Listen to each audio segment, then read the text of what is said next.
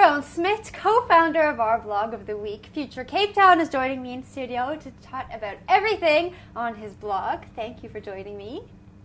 Nice to meet you and the team here. Yeah. Mm-hmm.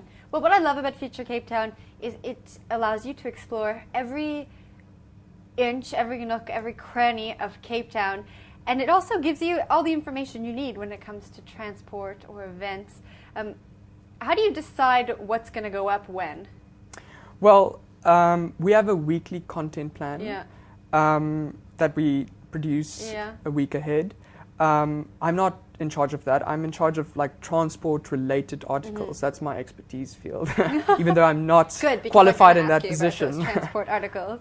But yes, so everyone sends articles they've written or sourced, or ideas that Rashik sent out and people had to fill in.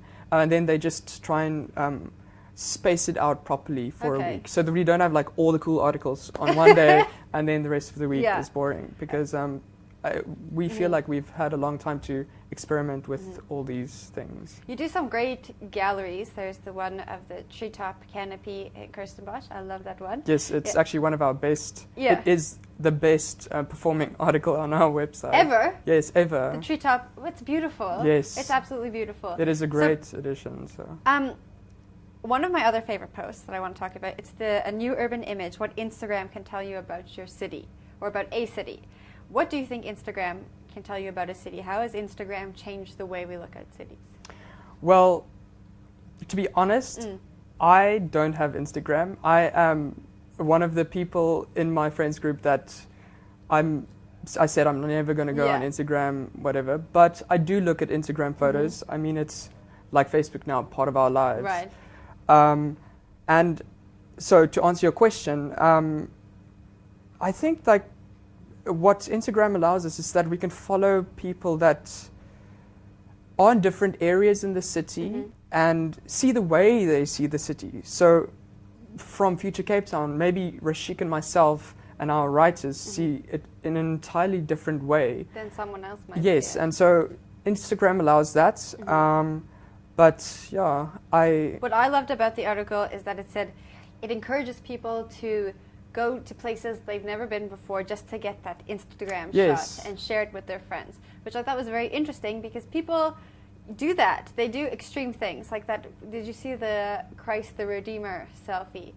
Oh, yes. Like, would he have done that if he didn't have the chance to take a picture and show off on Instagram? Well, yes, it gives ideas. So. Yeah. Okay, awesome. So you said you're very involved in the transport section. So let's talk a little bit about that. Anytime I want to know something about transport or what's going on, I actually read the transport section on Future Cape Town because you have all the news about, My City Bus, the new lines that are opening up. Do you manage that section? Yes. Sometimes I don't get the information as quickly as Rashik. He's amazing at sourcing He sounds awesome.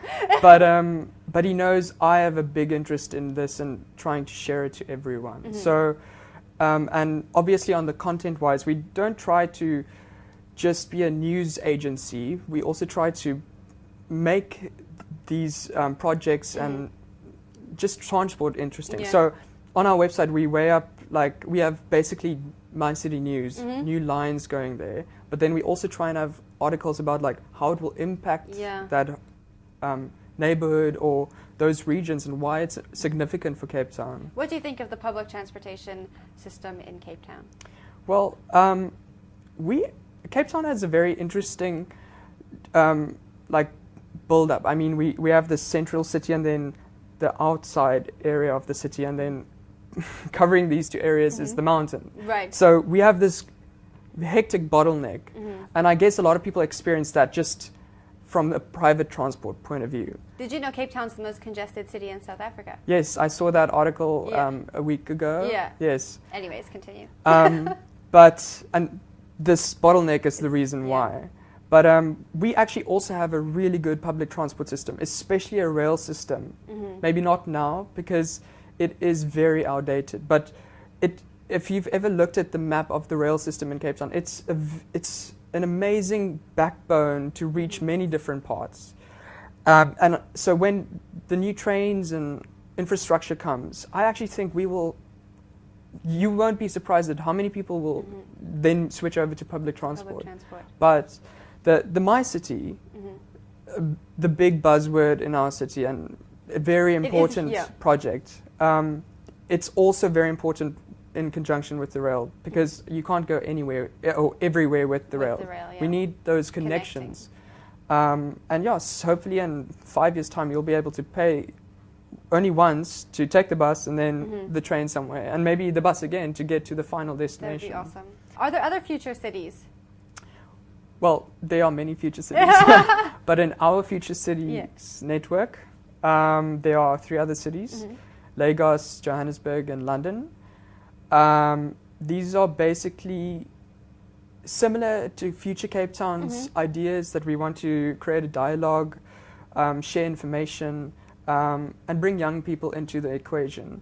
But they don't have online presences like Future Cape Town, a full-on website. They have Twitter handles, but they produce content for the mother website, Future Cape Town. And basically they are run by independent correspondents People of us there. In those cities. Yes. Okay, awesome. Now, what's next for Future Cape Town? Any big plans for the future? Well, we are quite kept busy by World Design Capital this year. Rashik, the founder, he actually left his full-time job as an actuary 2 years ago to take Future Cape Town full on. I've not done that step yet, but he is freelancing quite a lot for things with the World Design Capital. Okay. And specifically to Future Cape Town, well, we are looking into maybe starting a young urbanist network in Cape Town for South Africa, and maybe not just for South Africa itself, but a global one, where we feel like the youth is still not at that point where we have a say in very important future things. So that's a big project that we want to tackle on, and that you might be able to see in the next 6 months. Awesome.